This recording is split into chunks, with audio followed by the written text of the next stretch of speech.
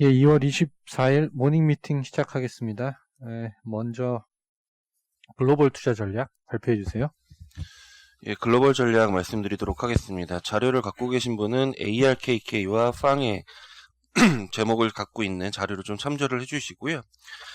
최근에 이제 미국 주식시장에 대한 질문들이 상당히 많습니다. 금리가 상승하면서 주식시장에 대한 방향성이 어떻게 될 것인지, 그리고 특히 이제 성장주 방향성에 대한 우려들이 좀 불거지면서, 이러한 질문들에 대한 답변 자료다라고 생각해 주셨으면 좋을 것 같습니다.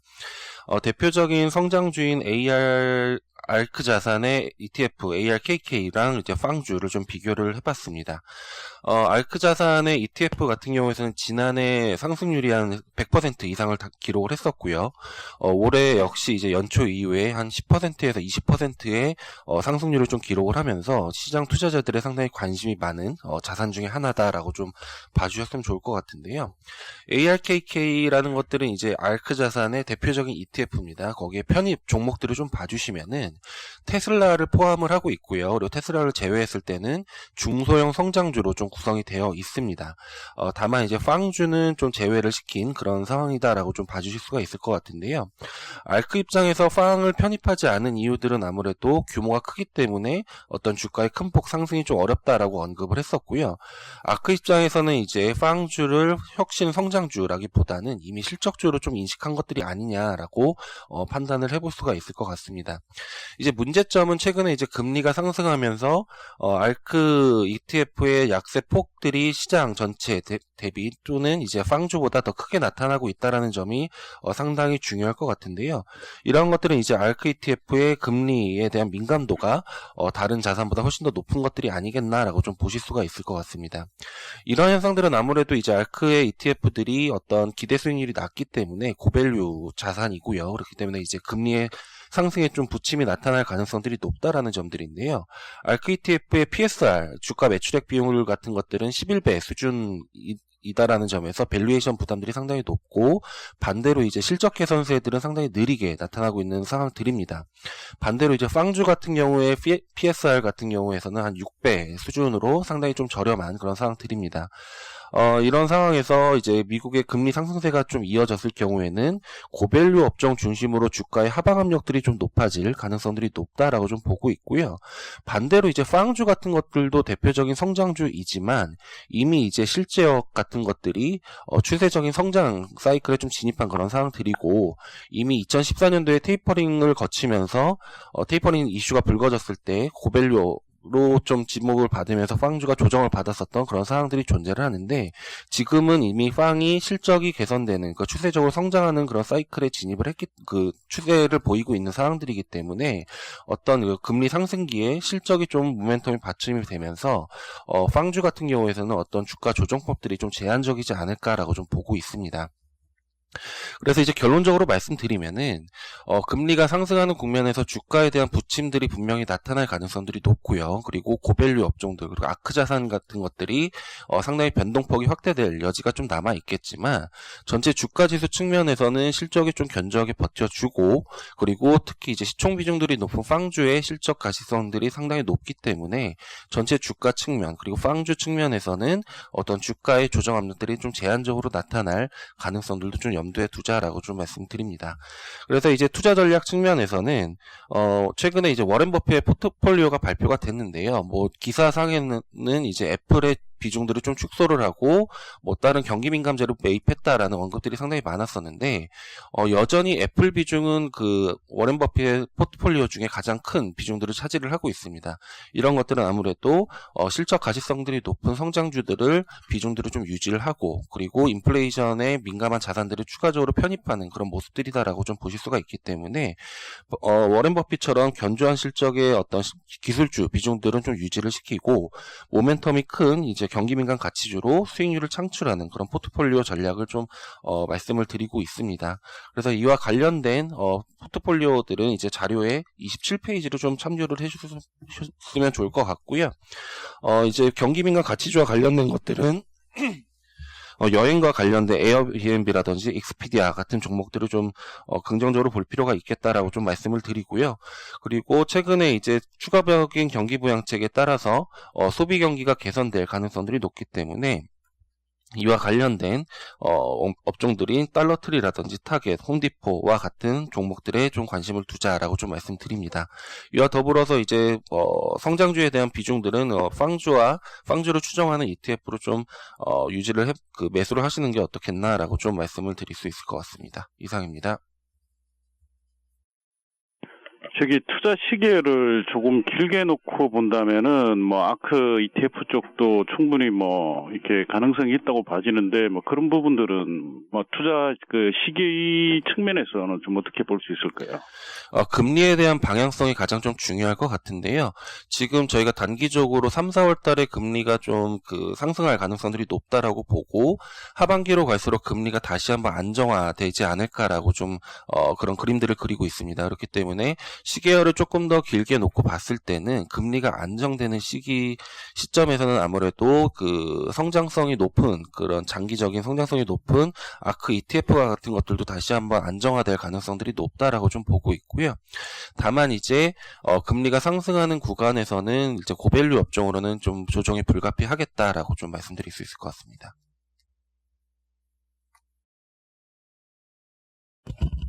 다음은 중국 자료 발표해 주세요. 저희 리서치에서는 지금 시리즈를 주간으로 발간할 예정입니다. 한국에서 잘 다루지 않은 내용으로 현지 목소리, 사회 현상, 금융시장 상황 등 보다 신선한 내용을 좀 전달해드리려고 합니다. 어제 박조선 연구원이 지금 1번에 이어서 오늘은 두 번째 순서로 중국 파트를 좀 말씀드리겠습니다. 두 가지 중국 이슈를 준비했습니다. 첫 번째로는 중국 부자들이 투자 의향입니다. 중국 호른연구원이 연간으로 웨어스 리포트를 발간하고 있습니다. 코로나 영향에도 불구하고 2020년 부유한 가정은 500만 가구를 상회하는 등 중국 내부에서 부유층이 늘어나고 있음을 시사했습니다. 특히 눈에 띄는 부분은 향후 펀드 투자를 늘리겠다는 고액 자산가 비율이 전년 대비 9%포인트 상승한 14%를 기록했다는 점입니다. 펀드 투자는 직접 주식 투자를 상회하며 2위를 차지했습니다. 소득과 무관하게 향후 펀드 가입을 통해 가계 금융 자산이 주식시장에 편입되는 비중은 점차 높아질 전망입니다. 두 번째 이슈는 거주지에서 보내는 춘절 관련 내용입니다. 올해 중국 정부의 권고하에 대부분 시민들은 거주지에서 연휴를 보냈습니다. 그만큼 소비 형태도 과거 춘절 연휴와는 다른 모습입니다. 우선 영화 박스 오피스는 사상 최대치를 기록했습니다. 또한 징동 춘절 소비 빅데이터 보고를 보면 가장 인상 깊은 것은 애완동물 관련 소비의 비중이 높아진 가운데 애완동물 식자재 5등 매출이 전년 동기 대비 3배 증가했다는 점입니다. 춘절 소비도 중국의 사회 현상을 반영하고 있습니다. 중장기 관점에서 1인 가구 관련 제품, 애완동물 용품 관련 산업의 성장에 대해 눈여겨볼 필요가 있습니다. 주요 이슈 외에는 보고서에서 주간 중국과 홍콩 주식시장 동향, 대표기업, 금융시장 핵심 지표도 정리해 나왔습니다. 자세한 내용은 좀 보고서를 참조해 주시고 많은 관심 부탁드리겠습니다. 감사합니다. 펫 인더스트리 관련된 펫 인더스트리 관련된 종목들 혹시 스크린되는 거 있나요? 애완동물 말씀하셨나요? 질문 제가 정확히 잘 못 들어서. 예, 있습니다. 아까 네, 말씀하세요. 네, 애완동물 관련 리스트 있고요. 이게 저희가 좀 정리해서 보내드리도록 하겠습니다. 애완동물 식자재 만드는 기업들이 상당히 작년 하반기부터 좀 많은 관심을 조금 받은 상황이고요. 추가 질문 좀 드릴게요. 공모펀드가 확대될 거라고 보는데 한국하고는 좀 반대 현상이잖아요. 이게 네. 지금 대형주에 대한 투자가 좀 늘어나면서 직접보다는 이제 펀드로 간다 이런 얘기신 것 같은데 이 논리 말고 세제 혜택이나 근본적으로 이렇게 메리트가 있나요? 공모시장으로 쏠리는 이유가? 네. 세제 혜택은 사실 딱히 나온 건 없고요. 보시면 2019년 초부터 좀 공모펀드 열기가 좀 불기 시작했다고 볼 수 있습니다.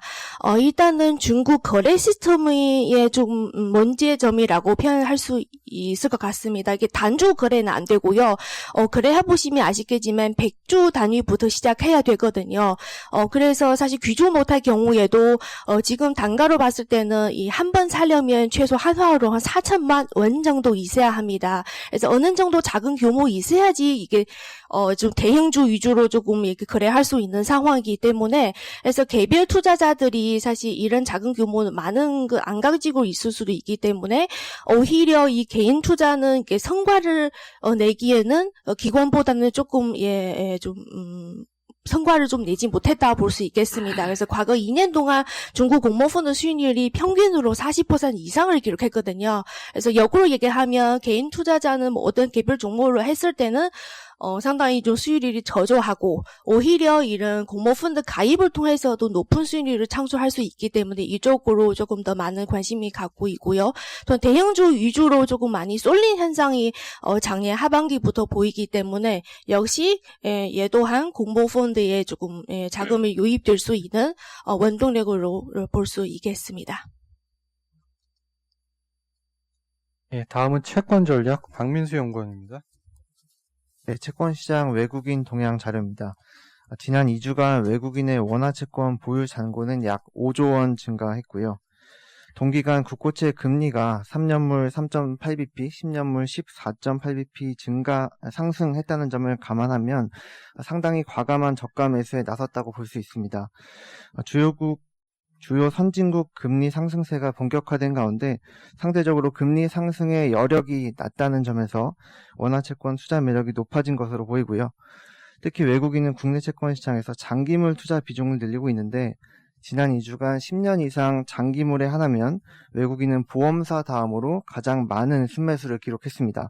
보험사야 원래 전통적인 장기물 투자자이지만 장기물 보유 잔고가 16.7조 원 수준에 불과한 외국인이 2주 만에 잔고의 8.7%에 해당하는 수준의 순매수를 기록한 것은 매우 뚜렷한 변화라고 생각이 됩니다.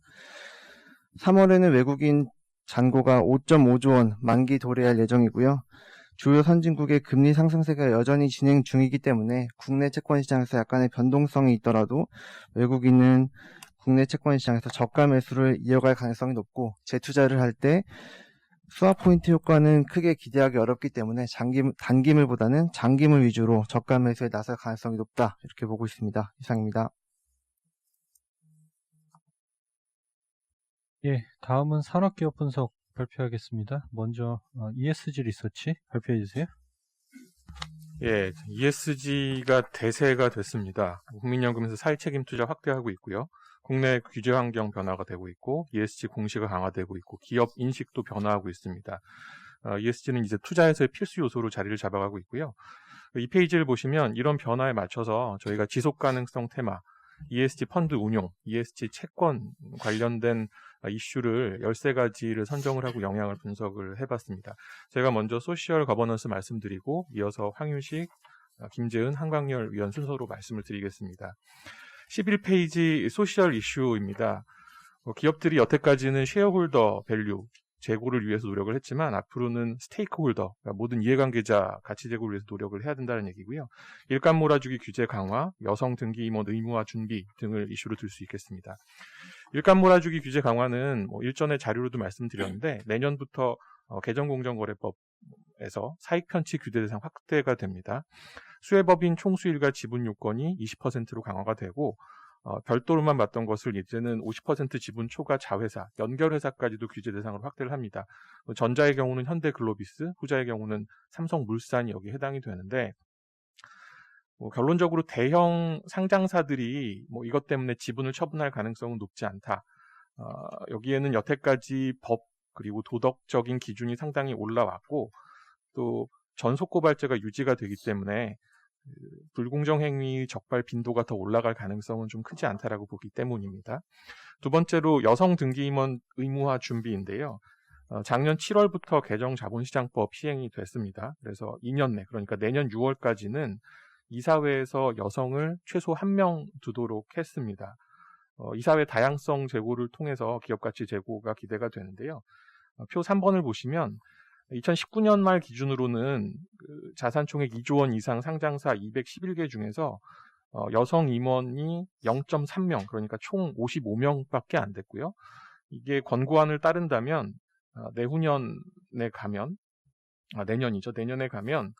여성 이사가 최소한 한 160명 정도는 늘어날 수 있다. 그래서 위너는 40대, 50대 여성이다. 이렇게 볼 수가 있겠습니다. 다음 거버넌스 이슈입니다. 공정경제 3법이 이제 순차적으로 시행이 되고요. 사회책임 투자 확대나 ESG 공시 강화 같은 것들이 지배구조의 질적 개선을 촉발할 거라고 보고 있습니다.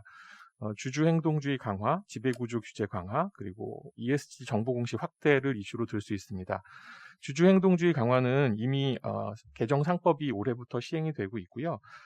다중대표 소송제라든가 이런 최대주주 견제장치가 시작이 됐습니다. 물론 일정 부분은 원안보다 완화되긴 했습니다만은 기본적으로 기업이나 최대주주 입장에서는 비지배주주 가치를 선제적으로 좀 제고할 필요성이 있고 이번 정기주총부터 배당 정책의 강화, 또 자사주 매입소각 활성화 등이 지속적으로 일어날 걸로 기대를 하고 있습니다. 지배구조 규제 강화 관련해서는 여러 가지가 있는데요. 먼저 이제 사회이사 임기 제한을 들어보자면 작년에 시행된 개정상법 때문에 이제 그 사회이사 재직 연한이 6년으로 이제 더 이상 늘어날 수 없도록 됐고요. 기존의 장기 재직 이사는 올해 3월까지만 용인을 합니다. 그러니까 이제 올해 말부터는 그 상장 기업들은 6년 이상 된 사회이사가 있을 수가 없겠죠. 이런 것들이 그 이사회의 독립성을 제고할 걸로 보고 있고요. 지주회사 요건 강화는 내년부터 개정공정거래법으로 지주회사, 자회사, 손자회사 최소 지분율이 10%포인트 올라가고 새로 지주회사 적용되는 사례에만 적용되기 때문에 SK텔레콤처럼 만약에 지주회사 전환을 하려면 자회사 지분을 추가로 사는 부담을 지지 않기 위해서 법 시행 전인 올해 지주회사 전환할 가능성이 높다라고 보고 있습니다.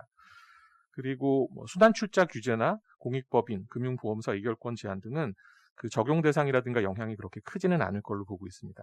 마지막으로 ESG 정보 공시 확대 19페이지이고요. 거버넌스 관련해서는 이미 단계적 의무화가 시행이 되고 있습니다. 자산총액 2조 원 이상 기업들이 기업 지배구조 보고서 공시를 하고 있고요. 2026년부터는 전체 거래소 상장사들이 기업 지배구조 보고서를 의무 공시를 하게 됩니다. 그리고 E하고 S 측면에서는 지금 한 100개 정도의 기업들이 지속가능 경영 보고서를 자율적으로 게시를 하고 있는데 이게 2025년부터는 아마도 2조 원 이상이 될 것 같은데요. 자산 2조 원 이상 기업들이, 상장사들이 의무 공시를 하게 되고 2030년부터는 전체 거래소 상장사 의무 공시가 시작이 될 예정입니다. 네, 이어서 환경 관점에서의 그 올해 주요 이슈를 좀 말씀을 드리겠습니다. 일단 큰 틀에서 환경은 이제 탄소 중립과 이제 순환 경제 사회 두 축을 중심으로 제도가 지금 마련이 되고 있는 상황입니다. 탄소 중립이 장기간에 걸쳐서 사회 경제 전체를 지금 바꿔야 되는 그런 이제 목표이기 때문에 단기적인 어떤 테마가 아니고 실현 가능한 어떤 사업 영역으로 좀 보시면 될 것 같고요. 중앙정부나 지방정부에서 세부 추진안들이 올해 본격적으로 나올 예정입니다. 사실 좀 애매한 측면이 있죠. 탄소 중립이 도대체 뭐냐? 간단히 말씀드리기 위해서 일단 이제 석탄이나 석유, 천연가스 등 화석연료로 이제 이루어져 있는 이제 에너지 공급원을 화석연료를 줄이겠다라는 이제 정책이라고 보시면 되고요. 그러기 위해서 이제 대체 에너지가 이제 풍력, 태양광, 수소, 재생에너지나 그리고 이를 사용하는 수단이 전기차나 전기수소차, 친환경 선박, VPP에 기반한 스마트 가전이나 이런 쪽으로 영역이 좀 확대된다고 보시면 될 것 같습니다. 세 가지 영역에 대해서 좀 정리를 했고요.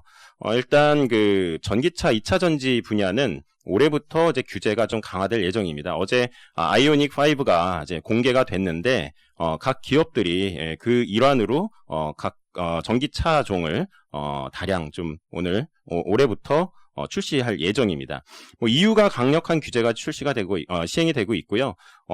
우리나라에서도 2주 전에 이런 이제 규제안들이 이제 마련돼서 여기에 맞는 정책과 그리고 이제 친환경차 출시가 좀 이어질 걸로 예상이 되고 있습니다. 두 번째는 이제 신재생 에너지인데요. 전체 온실가스의 한 3분의 2가 발전 에너지 공급에 의해서 발생을 합니다. 이 부분을 지금 줄이기 위해서 이제 재생에너지가 반드시 좀 설치가 돼야 되는데, 미국에서는 이제 바이든 정부가 지금 출범을 했고, 그래서 4월부터 미국이 주도적으로 탈탄소 정책을 이끌겠다라고 선언을 했습니다. 중국도 2060 넷제로 선언을 해서 3월부터는 이제 양해를 통해서 이런 정책들을 나올 예정입니다. 그래서 3, 4월에는 이런 이제 글로벌 국가들의 어떤 정책적인 어떤 지원, 정책적 제도가 좀 마련이 되지 않겠느냐 이런 생각이고요. 세 번째는 각 산업에서의 이제 그 내에서의 이제 노력들이 좀 되겠는데요. 뭐 철강이나 화학, 시멘트 이런 이제 산업 내에서의 자체적인 이제 산업 구조를 어떻게 바꾸겠느냐. 그래서 철강은 이제 수소환원제철 공법을 통해서 줄이겠다. 그리고 수소 생산을 늘려서 기여를 하겠다라는 이런 이제 추진안들이 좀 마련이 되고 있고요. 화학도 지금 롯데케미칼에서도 2030 친환경 전략을 발표를 했는데 탈탄소를 위한 어떤 사업 구조 변화를 위해서 뭐 구체화가 되는 이제 한 해가 된다고 보시면 될 것 같습니다. 그리고 이어서 이제 순환경제 사회에 관해서도 뭐 세 가지로 좀 정리를 했는데요. 뭐 작년 11월 달 레포트를 통해서 좀 말씀을 드린 바가 있지만 일단 이제 폐기물 이 대란이나 그리고 코로나19로 인해서 이제 용인되고 있는 이런 폐기물이 이게 점차 이제 코로나가 완화되면서 점차 부각되는 이런 자원 순환 경제가 부각되는 한 해가 될 걸로 보고 있고요. 첫 번째는 이제 원천적으로 폐기물 발생을 줄이는 방안이 좀 마련이 되겠고, 두 번째는 자원 재순환을 통해서 재활용하는 측면으로 좀 준비가 될 예정입니다. 뭐 세 가지로 이것도 좀 요약을 좀 했는데, 일단 생산 소비 폐기 선형 구조가 생산 소비 관리 재생 이 순환형 구조로 좀 바꾸기 위해서 뭐 화학 기업의 이제 노력이 가장 절대적으로 좀 필요한 상황입니다. 그래서 물리적이나 화학적 재활용 기술, 제도 투자가 좀 많이 이루어질 예정이고요.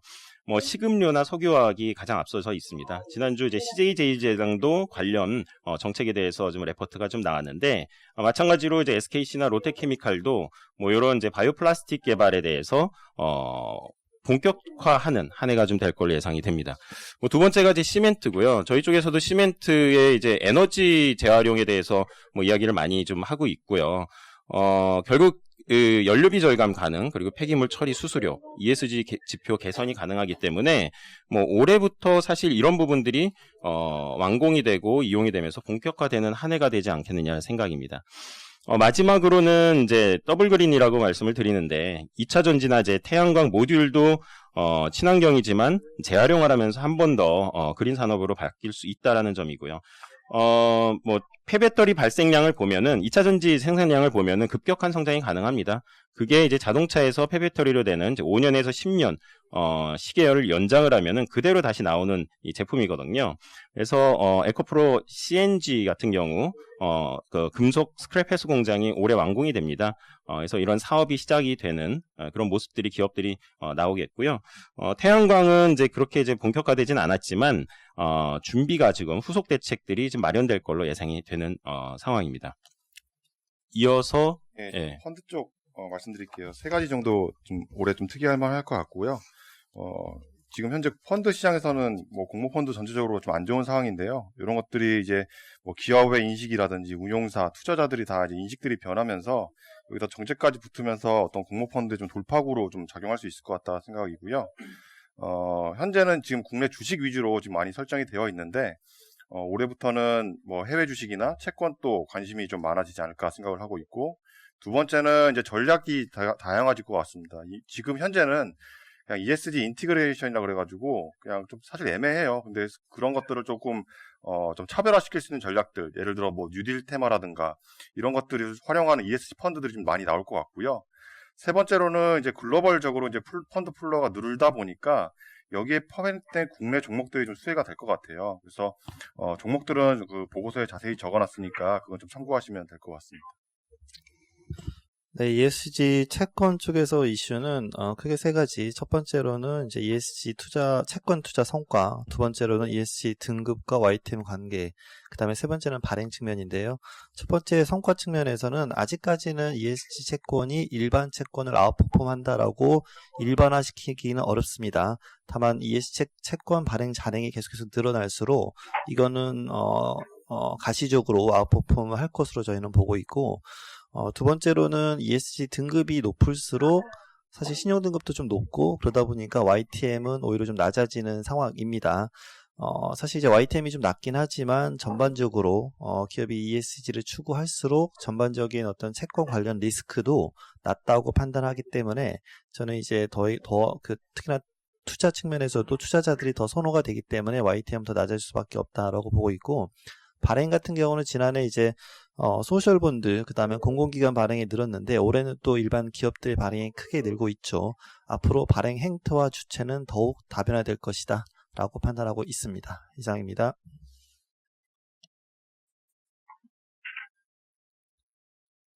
예, 질문 있으신가요?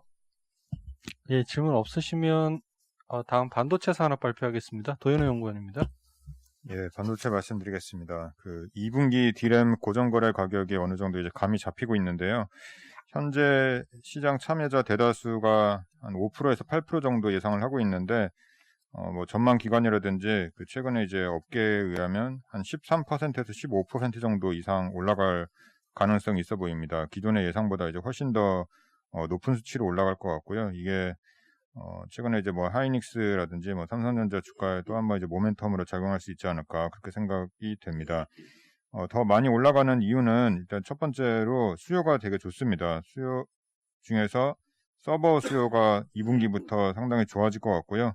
차세대 이제 서버 플랫폼이 이제 휘틀리라는 게 있는데, 이거 적용한 제품이 2분기부터 본격적으로 출시가 시작이 됩니다. 그리고 구글, 페이스북, 아마존 같은 회사들도 2분기부터 투자 많이 하겠다 이렇게 얘기를 하고 있고요.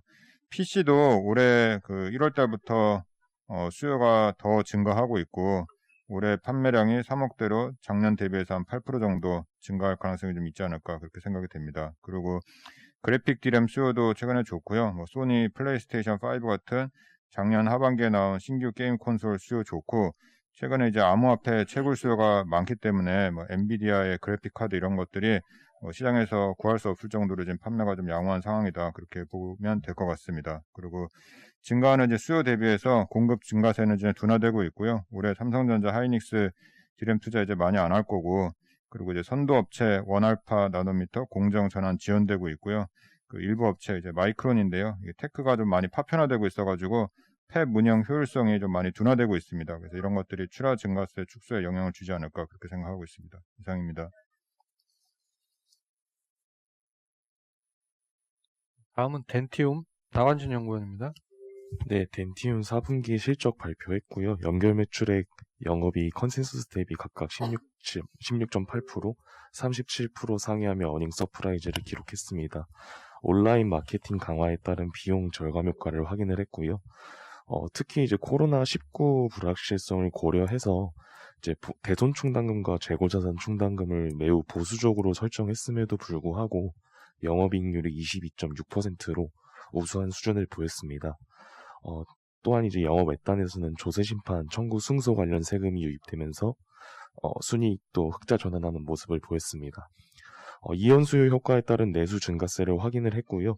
수출 매출액은 이 사상 최대 중국과 러시아 지역 분기 매출을 달성하면서 우수한 모습을 보였습니다. 중국은 이제 신규 거래처 중심의 디지털 장비와 임플란트 패키지 판매 효과를 확인했고요. 러시아는 이제 코로나19 완화세에 힘입어서 양호한 모습을 보였습니다. 저희는 실적 추정을 상향하면서 투자 의견은 바이를 유지하고 목표 주가를 68,000원으로 상향하겠고요.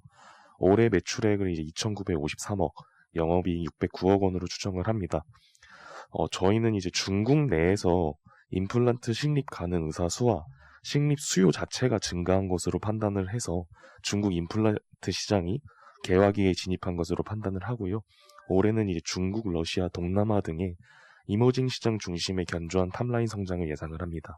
또한 중국과 베트남 신공장 가동 본격화에 따른 원가율 개선 효과도 기대되고, 올해부터 이전처럼 20% 이상의 매출 증가율과 20%대의 영업이익률을 재달성할 것으로 전망을 합니다. 현재 주가는 이제 국내 주요 임플란트 업체 대비해서는 상대적으로 저평가 상태여서 저희는 계속 매수 추천드리도록 하겠습니다. 이상입니다. 그 질문인데요. 재고자산이랑 대손 충당금 120억 정도 합쳐서 쌓은 것 같은데, 이 정도면은 뭐 중국이 단순 이연 효과가 아닌 것 같은데, 중국 관련해서 코멘트 좀 부탁드리고요. 이 공장, 중국이랑 베트남 공장 가동률 한번 부탁드리겠습니다. 네, 우선 말씀 주신 것처럼 이번에 충당금 설정을 매우 보수적으로 잡았음에도 어닝 서프라이즈가 나왔거든요. 사실 많은 분들이 임플란트 산업 자체를 단순히 이제 텍트 관련주로만 접근을 하셨던 것 같아요. 근데 이게 단순 텍트 관련주라고 하기에는 중국 쪽 매출이 기대 이상으로 지금 나오는 효과들이 나타나고 있거든요. 그래서 저희가 뭐 중국 현지를 직접 가보면 제일 좋겠지만 가볼 수 없는 상황에서 좀 추측을 해볼 수 있는 거는 이제 스트라우만이나 덴티움, 오스테 임플란트 등 이 3대 임플란트 업체를 중심으로 중국 쪽에서 한 10몇 년에 걸쳐서 이런 교육들 이루어졌던 부분이 저희가 키오피니언 닥터라고 하죠. 그런 의사분들을 모시고 와서 교육을 하는데 이분들이 중국 현지의 의사분들을 교육해서 그분들이 이제 키오피니언 닥터가 되고 최근에는 그 키오피니언 닥터를 중심으로 중국 시장에 임플란트 식립에 대한 침투율이 향상되고 있는 양상이 나타나고 있다라고 보이거든요. 이에 대한 근거로는 저희가 재작년 2019년 5월에 중국 현지 법인을 탐방했을 당시, 오스템 현지 법인을 탐방했을 당시에 의사분들하고 인터뷰를 나눠봤는데 실제로 주변 의사분들이 1세대로 임플란트 식립을 나눈 의사분들에게 뭐 임플란트에 대해서 좀 의견을 구한다든지 이런 모양새들이 나타난 것을 2년 전에 확인할 수 있었고요. 저희는 작년부터 본격적인 효과가 나타날 것으로 기대했는데 이 부분이 코로나가 완화된 시점부터 지금부터 나타날 가능성이 높다라고 저희는 보고 있습니다. 그 중국 내에서 그 임플란트 시술 가능한 의사 수 그로스는 어떻게 되나요? 현재 사실 이게 너무 옛날 데이터여서 저희가 지금 임플란트 식립 가능한 의사 수 데이터는 객관적인 데이터로는 확인이 불가하고요. 일단 저희가 말씀드릴 수 있는 부분은 임플란트 식립 환자 수를 말씀을 드릴 수 있을 것 같아요. 현재 인구 1만 명당 중국 내에서 임플란트를 하는 환자 수가 20명 이하로 설정이 되어 있거든요. 근데 우리나라는 500명에서 600명 정도가 1만 명 중에 식립을 하고 있습니다. 그러면은 인구수 기준으로 보더라도 플러스 식립 가능한 의사수와 식립 임플란트 수가 증가 이런 갭을 고려를 하면은 앞으로도 중국 시장은 먹을 만한 파이가 많다라고 판단을 할 수가 있을 것 같습니다.